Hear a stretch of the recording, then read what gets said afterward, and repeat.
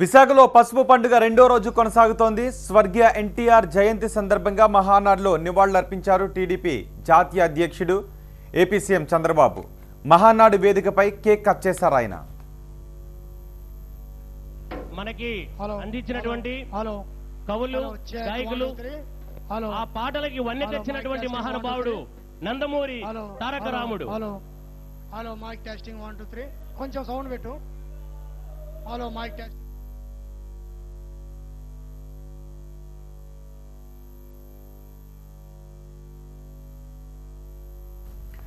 అంతకు ముందు విశాఖలోని టీడీపీ కార్యాలయంలో ఎన్టీఆర్ జయంతి వేడుకలు నిర్వహించారు. అక్కడే ఎన్టీఆర్ కాంస్య విగ్రహాన్ని ఆవిష్కరించారు చంద్రబాబు.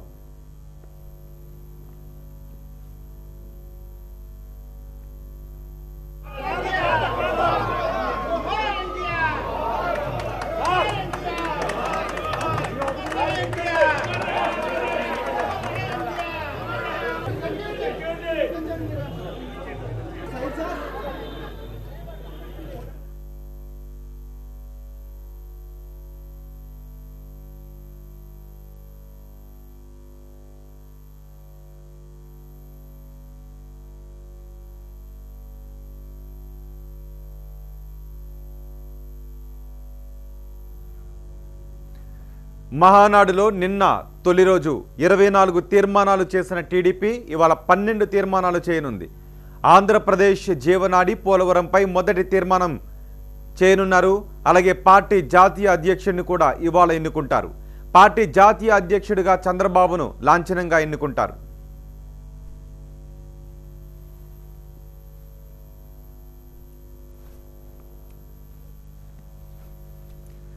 పోలవరం అంశంతో పాటు జల సంరక్షణ, సాగునీటి ప్రాజెక్టుల నిర్మాణం, నదుల అనుసంధానం, విద్యుత్ విజయాలు, కుటుంబ వికాసం, పేదరికంపై గెలుపు, మానవ వనరుల అభివృద్ధి తదితర అంశాలపై మహానాడులో చర్చించనున్నారు. స్మార్ట్ విలేజ్, స్మార్ట్ వార్డుల అభివృద్ధి, ఉపాధి హామీ పథకం, కార్మికుల వికాసం తదితర అంశాలపై మహానాడులో కీలక చర్చలు, ప్రసంగాలు జరుగుతాయి. పెట్టుబడుల ఆకర్షణ, పరిశ్రమల స్థాపన, ఉద్యోగాల కల్పన, నిరుద్యోగులకు చేయూత, సామాజిక బాధ్యత అంశాలపై మహానాడులో చర్చించనున్నారు. ఏపీలో జరుగుతున్న అభివృద్ధి కార్యకలాపాలను ప్రజల్లోకి తీసుకువెళుతూ కార్యకర్తలలో జోష్ నింపనున్నారు.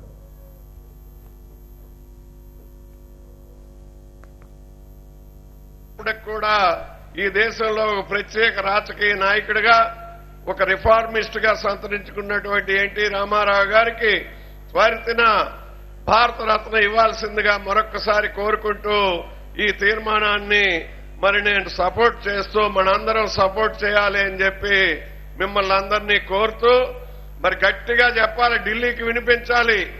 ఎన్టీఆర్కి భారతరత్న, ఎన్టీఆర్కి భారతరత్న, ఎన్టీఆర్కి భారతరత్న. నమస్కారం, థ్యాంక్ యూ. ఇప్పుడు రమణ గారు తెలంగాణ పార్టీ ప్రెసిడెంట్ సమర్థిస్తారు.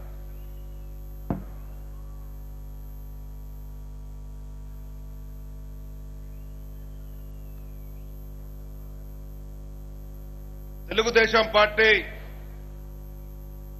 నిర్వహిస్తున్నటువంటి మహానాడు సభాధ్యక్షులు, మన ప్రియతమ నాయకులు, ముఖ్యమంత్రి వర్యులు శ్రీ చంద్రబాబు నాయుడు గారికి, వేదిక పైనటువంటి పెద్దలందరికీ, పాల్గొన్నటువంటి తెలుగుదేశం పార్టీ కుటుంబ సభ్యులకు, పత్రికా విలేకరులకు హృదయపూర్వక నమస్కారాలు.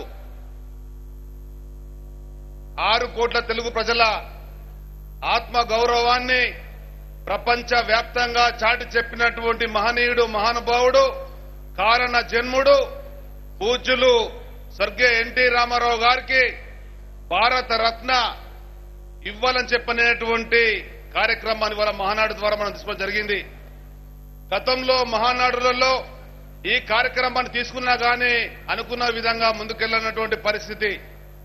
పెద్దలు చంద్రబాబు నాయుడు గారు కేంద్ర ప్రభుత్వంలో ఆనాడు మాట్లాడి పార్లమెంటులో అన్నగారి విగ్రహం పెట్టాలని చెప్పని ప్రతిపాదించి ఈ రోజు పెట్టినటువంటి సందర్భం కూడా మనం చూస్తూనే ఉన్నాం.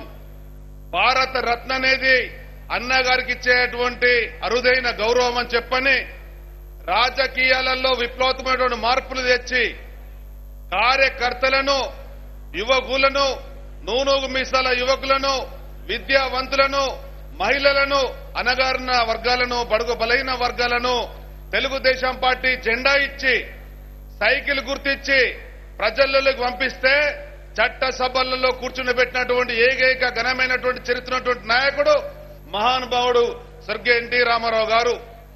అసెంబ్లీలో గాని పార్లమెంట్ లో గాని పేదవాళ్ల గలమెత్తేటువంటి పరిస్థితులు లేనటువంటి ఆనాటి రోజులలో ఆ పేద వర్గాలకు ప్రతినిధులు ఉండాలని చెప్పని రాజకీయాలలో ప్రభుత్వాలలో శాసించేటువంటి స్థాయికి వాళ్ళు రావాలని చెప్పని అరుదైనటువంటి అవకాశాలు ఇచ్చినటువంటి సందర్భంలో ఆనాడు ఉమ్మడి ఆంధ్రప్రదేశ్ లో ఒకసారి మనం గమనించినట్టయితే ఒక స్వర్గీయ కింజరపు ఎర్రంనాయుడు గారు, అదేవిధంగా స్వర్గీయ బాలయ్య గారు, ఒక దేవినేని రమణ గారు, ఒక దేవినేని నెహ్రూ గారు, ఒక పరిటాల రవి గారు, ఈ విధంగా చూసినట్టయితే తెలంగాణ ప్రాంతంలో స్వర్గీయ ఎలిమినేటి మాధవరెడ్డి గారు, ముద్దసాని దామోదర్ రెడ్డి గారు, అనేక మంది అయినటువంటి నాయకులను ఈ సమాజానికి ఇచ్చినటువంటి మహనీయుడు, మహానుభావుడు స్వర్గీయ ఎన్టీ రామారావు గారు ప్రోత్సహిస్తున్నటువంటి పార్టీ తెలుగుదేశం పార్టీ.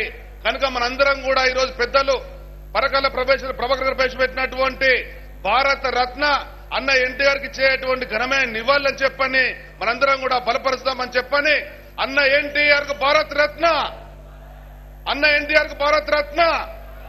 అందరికి ధన్యవాదాలు.